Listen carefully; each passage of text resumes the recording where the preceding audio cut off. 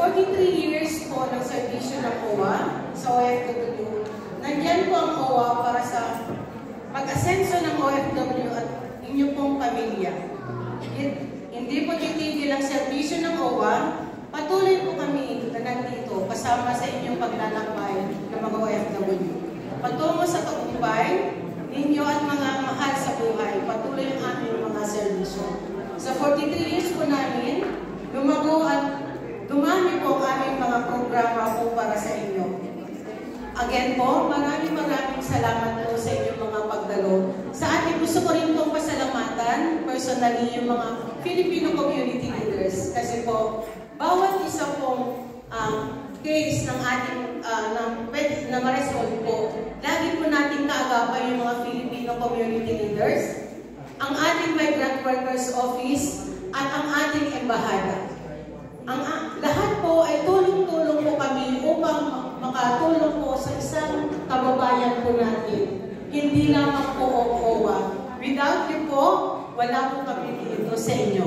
Maraming salamat po sa inyo at mabuhay ang magagawang Pilipino. Salamat.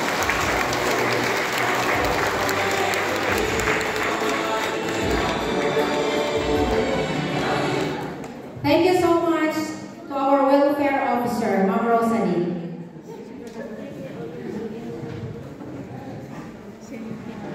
It is my privilege and great honor to welcome our Philippine Ambassador in Jordan to share with us his inspirational message.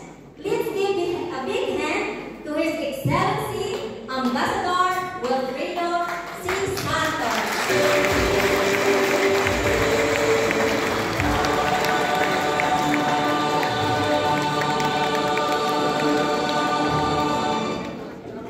Magsipo po tayong lahat.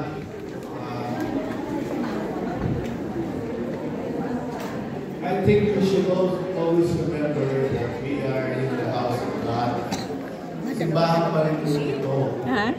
So, if you could just bear with me as I convey my message, you could just listen to me. And do not make a lot of noise. Anyway, Father Pierre, my colleagues at the Philippine Embassy, the leaders of the Filipino community, mga minamahal ng kababayan dito sa Jordan, magandang hapon sa ating lahat.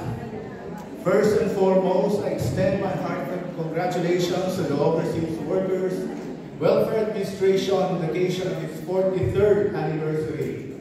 I commend the dedicated leadership of Welfare Officer Ms. Rosalind Lavin and the steadfast guidance and exemplary supervision of Labor Attaché Army Evangel Peña of the Migrant Workers Office in advancing the welfare of our overseas Filipino workers here in Jordan.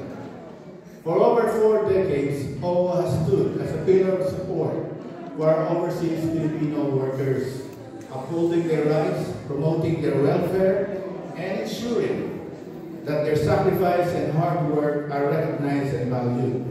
OWA and MWO's unwavering commitment to service, compassion, and excellence is truly worthy of admiration and deep appreciation.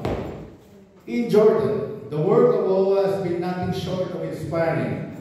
Through the tireless efforts of our dedicated team, countless Filipino migrant workers here in Jordan have received vital assistance mula sa welfare assistance, legal help, repatriation, hanggang sa livelihood at reintegration programs. Sa mga panahong kailangan ng tulong, andyan lagi ang OWA. Nagbibigay ng lakas at ginhawa sa ating mga OFW na humaharap sa iba't ibang pagsubok dito sa abroad.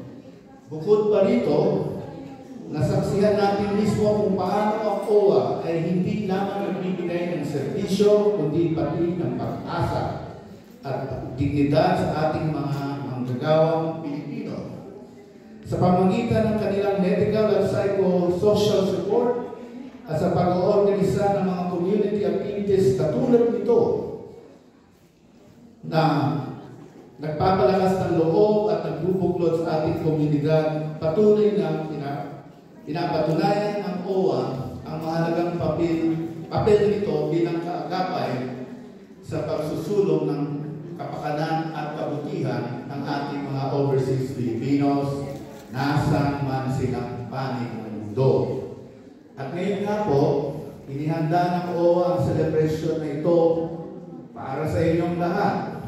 Ngayong hapon, bilang parte na din ng ating selebrasyon, hayaan din nyo ibahagi ko ang mahalagang paalaala o reminder ng Embassy tungkol po sa Philippine National Elections. Ongoing na po ang ating national elections kung saan tayo ay boboto ng 12 senador at isang party list sa Pilipinas. Nagsimula po ito noong nakaraang April 13 at tatagal hanggang May 12, 2025. First time po sa history ng Philippine elections overseas that we are now adopting the online mode of voting.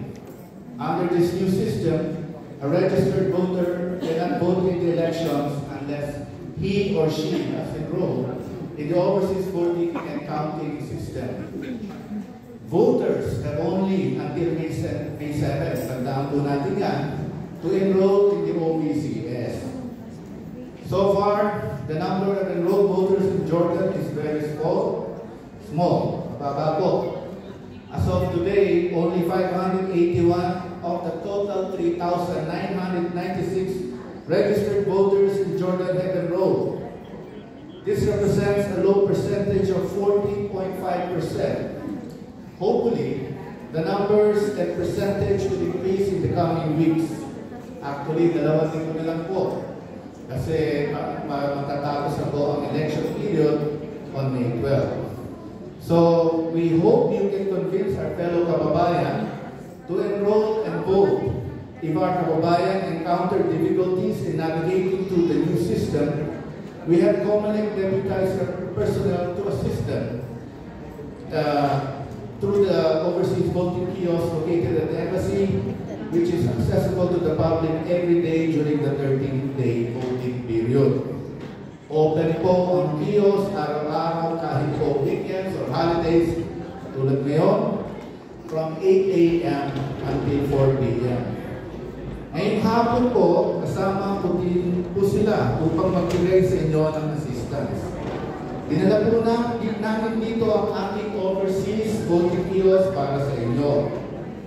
So I encourage our kababayan to exercise their right and privilege to vote. Your vote in the national elections is not only an exercise of your right of suffrage, but is part of their contribution to the future of our country. Hindi lang po ito inyong karapatan, tungkulin din po nyo bilang isang mamamayan. It's okay. Pero tandaan po natin, nasa simbahan po tayo. So, lumaki po ako kasi pag pumunta ako ng simbahan, hindi ako nagsasalita. Dapat po, sundin po natin yan. Kasi we are in the house of God. And this is not an ordinary religion.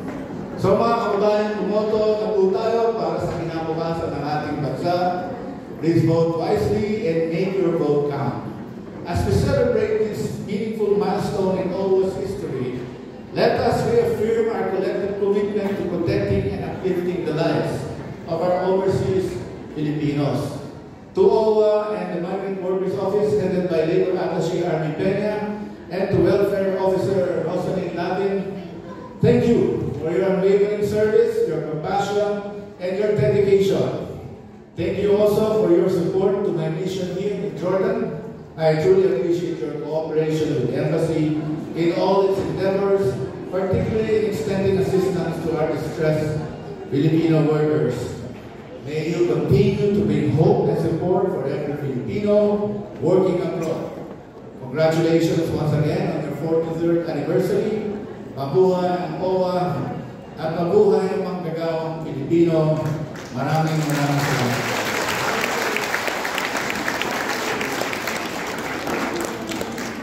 Thank you.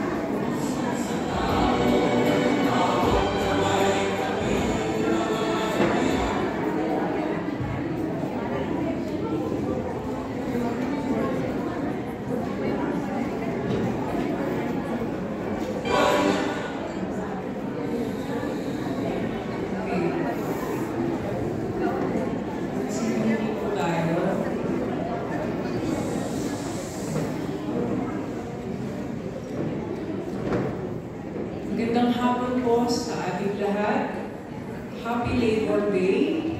Happy 43rd anniversary, Overseas Workers Welfare Administration. And salamat po sa pagdalo, His Excellency Ambassador Wilfredo C. Santos, Consul Angelique Payumo, Vice Consul Sheila Andales, at sa mga staff and officers other officers ng Philippine Embassy and Migrant Workers Office, syempre kay Welfare Officer Roselyn Lavin. Thank you for gathering all this Philippine community here in Jordan. Nasa 250 na ba? Okay, 250 yung cut-off natin. So, congratulations. So, si Father, thank you Father also for blessing our new car. Excited. Thank you for always blessing us and for your spiritual guidance every Thursday sa MWO. Meron po kami misa doon para sa ating mga OFWs inside our shelter by Father Gerard Metal. Thank you, Father. Okay, so inatasan ako ngayon bilang kinatawan ng ating Secretary ng Department of Migrant Workers, si Secretary Hans